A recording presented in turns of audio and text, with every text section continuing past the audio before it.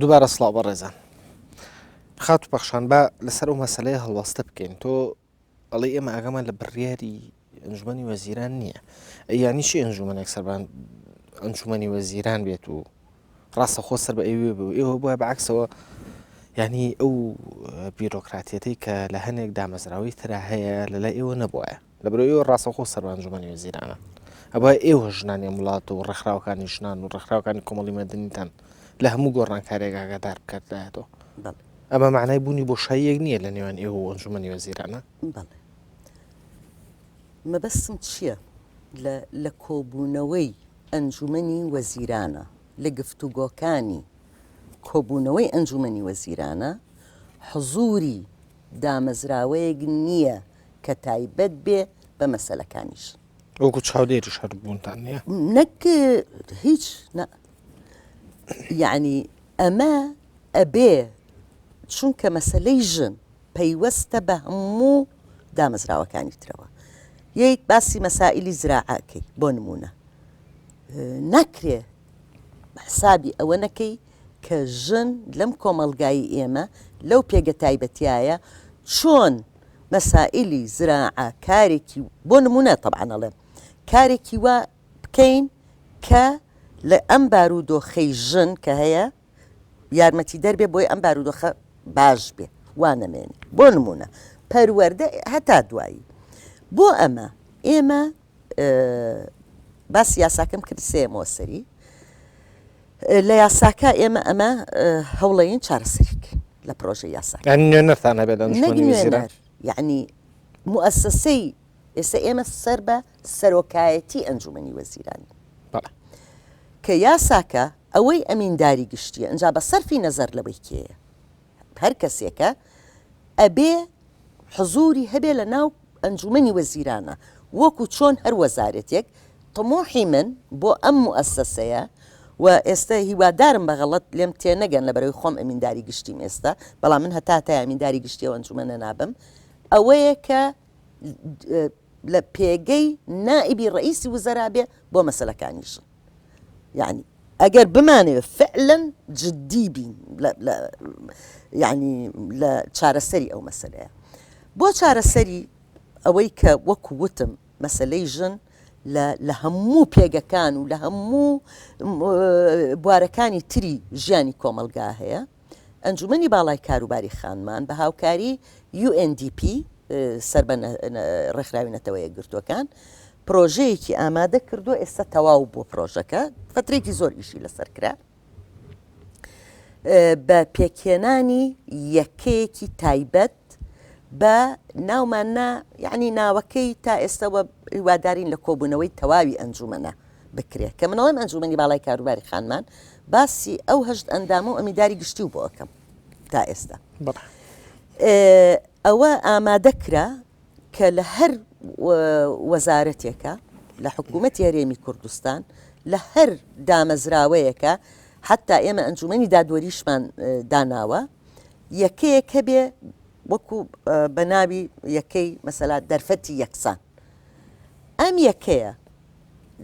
ئەوەی کە سەرپەرشتی ئەکا یا ئەوەی کە بەرپرسی ئەم یەکەیەیە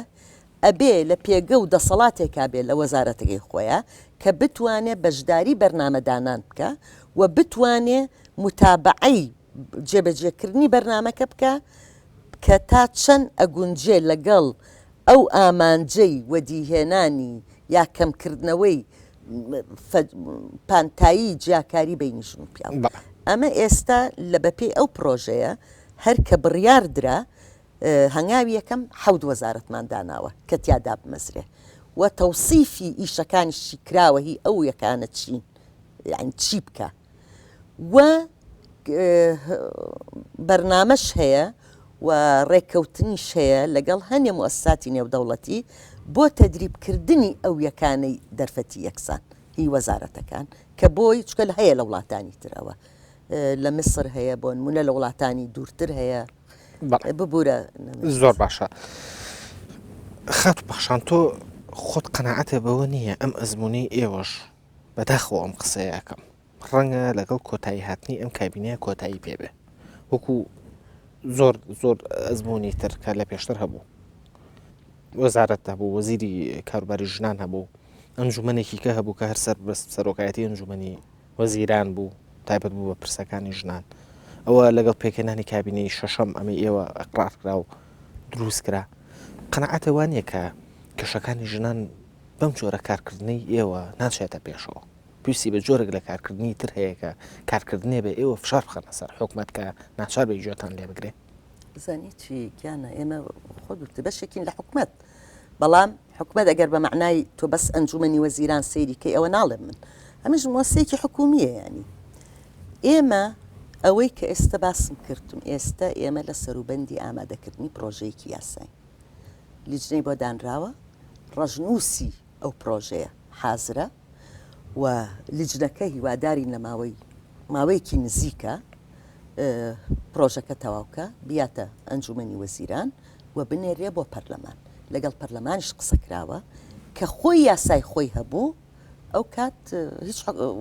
کابینەیەک ناتوانێت دەستکاری بکە ئێستا ئەکرێ ئێستا ئەم کابینەی حوتەم ئەیتوانی ئڵغایکە چکە بە قەراری ئەنجومەنی وەزیرانە ینی بەڵام کاتێک کە یاسای بۆ دانرا ئەو وەختەوەکو هەر وەزارەتێک چکە ناکرێ ینی هەر کابینەیەک بێت ناتوانێت یاسایەک شتێکە بە یاسا بێ ئێڵغایکە ئەمە یانیەک دوو سەبارەت بەوەی کە نابێ بەم جۆرە ئیشکردنە من ڕەنگە ڕێیەکەم یعنی بە زیاتر ئەوەی جەنابی شڕون کەمەوە بەم جۆرە ئیشکردنە یعنی چی نابێ من تەسەورم وایە کاکە ڕێبوار ئەبێ چارەسەرکردنی پرسی ئافرەت واتە پرسی جیاکاری لە مافەکانە لە نێوان ژن و پیاوە پرسی جیاکاری لە پێگەی ژن و پیاوە ئەبێ پرسی ئەم چارەسەری ئەم پرسە بکرێتە موئەسسەساتی ئەبێ حکوومەت بەرپرس بێ لێ بەعام ئەبێ دەوڵەت بەرپرس بێ لێ باشە بەڵام ئێستا ببوورە ئێستا حکوومەت بەڕێوەبەرایەتیشی هەیە بەناوی بەڕێوەبەرایەتی بەرەنگاربوونەوەی توندوتیژی دژنان جیاوازی ئەم هینی ئەم ئەنجومەنی باڵای کاروباری خانمانی ئێوە لەگەڵ ئەو بەڕێوەبەرایەتیات چییە ینی ئەکرێ حکومەت دوو موئەسسەسەی هەبێ بۆ یەک پرس هەمان پرس نییە کاکە ڕێبوار من لە کێکەوە قسە ئەەکەم ئەڵێم مەسلەی توندوتیژی دەرهاویشتەی واقعەکە ئەو واقعی جیاکاری کە لە مافەکانی ژن و پیاوە هەیە لە یاسا هەیە لەسەر ئاستی کۆمەلگا هەیە لە ماڵە هەیە تا دوایی و ئەو پێگەنا بەرامبەرەی ژن و پیاو لە ناو کۆمەلگا بەڕێوەبەرایەتی گشتی بە دووتاچوونی توندوتیژی سەر بە وەزارەتی ناوخۆ ئەوە تایبەتە بۆ بە دووداچوونی توندوتیژی دژی ئافرەتان توندوتیژی ئەنجومەنی باڵای کاروباری خانمان بەرپرسیارە لە سەرجەم بارودۆخی ئافرەت لە هەرێمی کوردستانە لە ڕێی موئەسسەساتەوە وەک ئەرکی حکوومەت بەدیلی ڕێکخراوەکانی کۆمەلگای مەدەنی نییە ڕێکخراوی کۆمەلگای مەدەنی ئەرکی خۆیان هەیە حکوومەتیش بەرپرسیارە لەو بوارە ئەجا بۆ هەر ئەمە بەستە یەکێکی کە لە ئەرکەکانی لەوەی کە ئێستا لە بەردەستی ئەنجومەنی باڵای کاروباری خانمانە هەیە ئەوانەی کە باسم کرد تەبعاً هەمووی نەبوو بەڵام کە بڕیار دراون وشتی کەش هەیە ئێستا استراتیجێک لە بەردەستی ئەنجومەنی باڵای کاروباری خانمانە هەیە بە هاوکاری چەند خەبیرێکی ناوخۆی خۆمان لەوانەی کە لە بواری ڕێکخراوەکانی ینی مەدەنیەکانە ینی شارەزاییانەیە پسپۆڕیانەیە لە ئەکادیمیەکان لە زانکۆکان لەم جۆرە کەسانە بە هاوکاری UN Women کە ئەویش ئاژانسێکی ئومەوی متحیدەیە داڕشتنی استراتیجێتێک بۆ پەرەدان بە بارودۆخی ئافرەت پەرەدان نەک تەنها توندوتیژی استراتیجێتی توندوتیژیمان هەیە کە لەبەرەوەی ئێستا مەسەلەی توندوتیژی ئەمەیە کە ئێستا باسیەکەین ینی بەڵام ئەمەش بەشێکە لەو استراتیجێتی پەرە پێدانە بەڵام ئەمە خۆی استراتیجێتێکی تایبەتی هەیە لەبەر تایبەتمەندێتی کێشەکە خۆی ئەو پرۆژەیە لە مانگی نۆ مسودەی یەکەمی تەواوە بێت مسودەی یەکەمی پرۆژە یاساکەتان نەخێر یاساکە ئەوە وتم ینی ئەبێ مانگی نۆ بیرە بە حکومەت و حکومەت بیا بە پەرلەمان لە دەورەی مانگی نۆیان چکە پەرلەمان کەوتە عوتڵەوە لە ئەمڕۆوە ئەبێ پەرلەمان هیوادارین نەک ئەبێ ئێمە ناتوانین ینی پێیان بڵێن ئەبێ هیوادارین لە مانگی نۆیە و ئێمەش هەوڵەین ئەوە بکە بەڵام ئەمە استراتیجێتێکە بۆ پەرەدان بە بارودۆخی ئافرەتان لە کوردستانە لە گشت بوارێکە بواری کار بواری مافەکانی بواری پەروەردە و هەتا دوایی یعنی کۆمبڵێک هیوادارم کە تەواو بوو بتوانین لە یعنی بە شێوازێکی زۆر بەرفراوان هەموو بوارەکانی بخەینە بەرچاوی میدیا و بخەینە بەرچاوی ڕایگشتی وەکوتم ئەوە لە مانگی نوۆیە مسوەدەی یەکەمی تەواوە بێ زانی ئەم شتانە ئیشی ئەوێ کاکە ڕێبوار ئەگەر مەجالم بی ئێمە زۆر شت بەداخەوە ینی بە تایبەتی ئەم مەسەلە کێشە قوڵە تەریخیانە کە جزورێکی تەریخی دوور و درێژی هەیە مەسەلەیشن ببوورە تەنها بە ڕاکە ناکرێ تەنها بە هین ناکرێ بەڕاستی ئەوە پێویستە ڕاکە و فشار و هەمووی پێویستە بەڵام پێویستی بە سیاست داڕشتنێکە لەسەر بنەمایەکی پتە و کە ببێتە ئەرزیە بنەمایەک بێتە زەمینەیەک بۆ ئەوەی ئەم پرسە لەبەرەوە ساڵ بە ساڵ بەرە و چارەسەری بەڵام پاشەوە هەموو ئەزمونە هیچ زمینەیەک بۆ ئەمەدا نەنراوە یانی چەند ساڵ ئەزمموی تر هەبووە ڕێکخراوی ژنان هەبووە ڕێکخراوەکانی کۆمەڵی هەبووە لەناو ئەنجومەنی وەزیران دەستگایەک هەبوو بناوی دەستگای یەکسانی لە کابینی پێنجەم وەزیرێک هەبووە وەزیری هەرێم بۆ کاروباری ژنان من وابزەم جاری تریش باسم کردووە کە ئەنجومەنی باڵای کاروباری خانمان لە 56 یعنی ئەتوانم بڵم لە 56 دەست بەکار بوو 56 ساڵی پار یەکەم کۆبوونەوەی و ئێستەش لە ڕێی تەلەڤیزیۆنەکەی ئێوە ئێڵێن داوا ئەەکەین تکا ئەەکەین کێ لێکۆڵینەوەیەکی هەیە لەسەر بوارێک لە بوارەکانی پرسیژن کێ بابەتێکی هەیە ئێمە ئیمێڵی ئەنجومەنی باڵای کاروباری خانمان لە بەردەستی زۆر کەسایە یعنی و ئۆفیسەکەشمان معلومە یعنی لە هەولێرە لە جادەی بەختیاری تەنیشت یان نزیک وەزارەتی ئەوقاف پێمان بگەێنن بنەما من کە ئەڵێم سیاسەتێک ئێستا سیرەکەی بۆ بواری بۆ نمونەوە لەو فارق یعنی لەگەڵ جیاوازی ینی بۆ نمونە بڵێن وەزارەتی پەروەردە قانونێکی هەیە ئامانجێکی هەیە ڕێگەی جێبەجێکردنی یا وەدیهێنانی و ئامانجە ئەرکەکان و یعنی مەهامەکانی دیاری کراوە موسساتی هەیە ئیشەکە بۆ ئەوە بەڵام ئێمە بۆ ژن حکوومەت بەرنمەیەکیان بڵێ ئەمە ئامانجەکانە ئەمە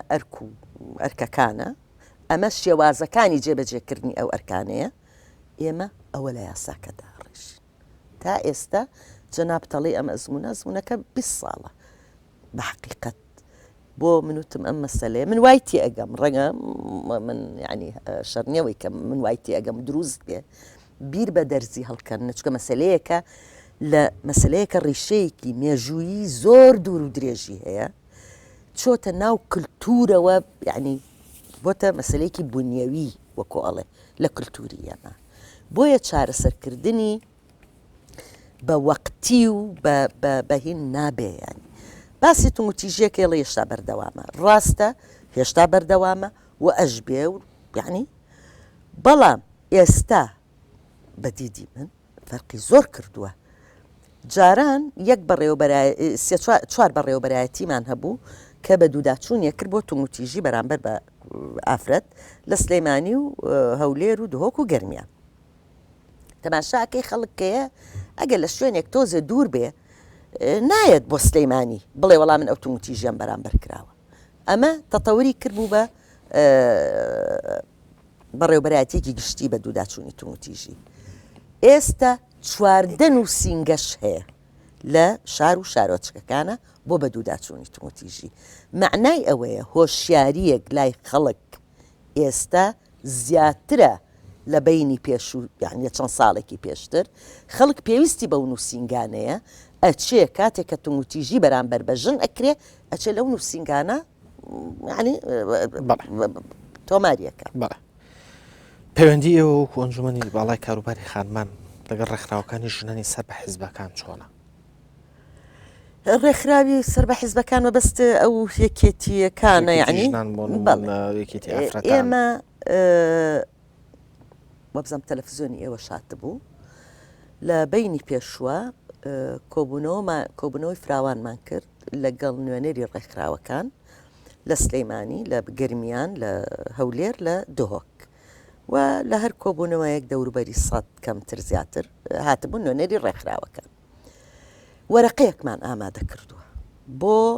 چۆنیەتی پەیوەندی ئەم ئەنجومەنە لەگەڵ ڕێکخراوەکانی کۆمەلگای مەدەنی بەعام ئەوەی جەماوەری پێڵێن ئەوەی هەروە ڕێکخراوێکی یعنی کە جەماوەری نییە بەس مەشاریع جێبەجێەکە لەگەڵ هەمویانە پەیوەندی ئێمە لەگەڵ ئەو ڕێکخراوانە ئێمە وامان داڕشتووە لە بەرنامەی خۆمانە پەیوەندیەکی شەراکەتە کەسمان بەدیلی کەسمانی ئەمە موەسسەیەکی حکومیە ئەوانە ڕێکخراوی کۆمەلگەی مەدەنی و ڕۆڵی زۆر کارا و کاریگەریان هەبووە لەسەر کۆمەلگای کوردستان لە ماوەی ئەم 20 ساڵە بۆ بەرەو پێشوونی مەسەلەکان کە پەیوەندیان بە پرسی ژنەوە هەیە ئیش لە هەر موەسسەیەکی حکوومەت زیاتر ئێمە پێویستمان بە شەراکەت لەگەڵ ئەو ڕێکخراوانە و کە ئەو بە استراتیجێتەی باسم کرد کە دانراوە بە شەراکەت لەگەڵ ڕێکخراوەکانی کۆمەلگای مەدەنی دانراوە ئەو استراتیجێتەی تۆمەتیژی ئەو استراتیجێتەی ترکە باسی یەکەم ئەوەی بۆ پەرەدان بە بارودۆخی ئافرەتان وژدان کە مسوەدەی یەکەمی دەرەچێ لەگەڵ ڕێکخراوەکان باسەکرێ ئەوان ئەبێ ڕێئی بن ینی ئەوە سووتان لە ئەزمموی ئەوان وەرگرتووە ئەکید و خۆشمان یعنی بەش بە حاڵی خۆم لە ڕێکخراوە ئیشم کردووە ینی ساڵانێکی زۆر لەبەرەوە و یعنی نەکرد ئێمە من هیوادارم هەموو کۆمەلگا یعنی بزانێ ئەو ڕێکخراوانە چ ڕۆڵێکیان هەبووە بە تایبەتی لە ڕووی هۆشیارکردنەوە ڕەنگە لەم 2-3 ساڵی دواییە نەوعێک تێبینی هەبێ لەسەر چالاکی و کارایی ڕۆڵیان بەڵام ئەوە داناپۆشێ کە ڕۆڵی زۆر بەرچاویان هەبووە تەسەورکە یەکەم شوێنی داڵدەدانی ژنی کە تومتیژی بەرامبەر ئەکرێ یا کە بە تعبیری ئێمە پێڵین ئەوەی لە تومتیژی نەجاتی بووە ڕێکخراوی کۆمەلگای مەدەنی کردیەوە و بەر لە چەند ساڵ ینی بەر لە ڕەنگە 12 ساڵ کە ئەوە لە هەندێ وڵاتە ئێستا حتا لە بەغاشە بە شتێکدا ئەنرێوەکو بڤە نزیکی ناکەون هێشتا ئیستیعابی ئەوە نەکراوە ئێمە لە 2001 و 2000ەوە لەلایەن ڕێکخراوی کۆمەلگای مەدەنیەوە ئەو شەلتەرانە زۆر باشە لەو یاسایی کە داتان ناوە بەنیازن پێش ئەنجومەنی وەزیرانی بکەن ئەتماتان خسوۆتە سەر هیچ توێژینەوەیکی زانستی لەسەر دۆسی ژن ئێمە بۆ هەموو شتەکان پێویستمان بە توێژینەوەی زانستی ئەو توێژینەوەانە خۆتان ئەیکەن و ئەنجومەنی باڵای کاروباری خانمان یان هی خەڵکی کێ هێناوتان و سوتان لێوەگرتووە ئێمە ئێستا من وتم کێ هەیەی بمان ناتێ لەو توێژینەوانە بەداخەوە تا ئێستا شتێکی ئەو تۆمان بەدەست نەگەیشتووە ئێمە سەبارەت بە پرۆژەی استراتیجی بە ڕەنگاربوونەوەی تومتیژی ئەتیمادمان کرد سەر توێژینەوەیەک ئێمە سەرپەرشتیمان کرد بەڵام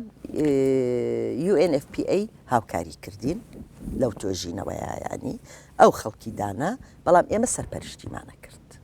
بۆ ئەمە کە ئەمەی کە ئێستا لەمە استراتیجەتەی مانگی نۆ مسوەدەی یەکەمی دەرەچێ بە هەمان شێوە یعنی توێژەر لەلایەن UN ومەنەوە ئەوان دامی توێژەرەکە ئەکەن تۆزانی هەمووی پارەی ئەوێ ئەوانە ئێمە وەکو ئەنجومەن بوجەمان نییە ینی بەسەڕ بۆتان تەرخان نەکراوە یا بەشتان شتێکمان بۆ تەرخان کراوە بەڵام بوجە نییە یعنی شتێکی کەمە بۆ هەر بەشی ئەو ئیشە ڕۆژانەیەەکە هیوادارین دوایی یاساکە من زۆر هیوام بە یاساکە هەیە کە دەرچ یاسای ئەنجومەن بەنسبەت یاساکەوە لە ساڵی 2009 لام وایە بەسەرەتای 2010 لەگەڵ کۆمەڵێ ڕێکخراو لە سلەیمانی لە هەولێر دانیشتم کراوە سەبارەت بە ئەم ئەنجومەنە چۆن بێ ڕاوبۆچوونی ئەوانە هەموو هەیە یاساکانی ئەو وڵاتانەی کە ئەنجومەنیان تیا هەیە هی زۆریان خسومانەتە بەردەست پەنامان بۆ لەگەڵ وابزانم ئاژانسی UNFPA بوو ئەویش سوورەتێکی یاوینەتێ لەسەر هەروەها وەزارەتی UNDP بەرنمەیەکی کردو پرۆژەیەکی یاسای کردو بۆ وەزارەتی مەرئەی بەغا ئەویشمان وەکو پرۆژەیە ئیسیفادە لێ کردووە سەرڕای یاسای وەزارەتەکانی خۆمان هەندێکیان لە هەموو ئەمانە ڕەژنووسە ئەمە جارێ پرۆژە نیە ڕەژنووسی پرۆژەیە لیجنەکە ئێستا هەمووی لە بەردەستی سەرۆکی لیجنەکەیە سەرۆکی لیجنەکە یەکێکە لە حاکمە ینی قەدیرەکانی کوردستان و لە چەند حاکمێک و چەند یاساناسێک و ئەمینداری گشتی ئەنجومەنی باڵای کاروباریەکانمان کاکەوێتە گفتوگۆ چێتە پەرلەمان و لە پەرلەمانەوە توانین یعنی زۆر وەختە زیاتر ئەوەی پێویست زۆر باشە دەسەگانە خۆش خەت و پەخشان زەنگانە ئەمینداری گشتی ئەنجومەنی کاروباری خانمان لە هەرێمی کوردستان بەخێبێت بۆ بەرنامەی بۆ ڕاشکەوی سواس دەکەم بژیت من سپاسی ئەوە سپاسدارەکەم بەڕێزان بۆ سەرنج و تێبینێگەتوانن لەرگەی مەڵەدرەسی بەڕاشکاوی دێ nartitv.com پەیوەندیمان پێ بکەن تا هەفتەی ئایندە و بەڕاشکاوێکی تر هەموو لایەک لە خۆشییا بن دەسە خۆش بێت.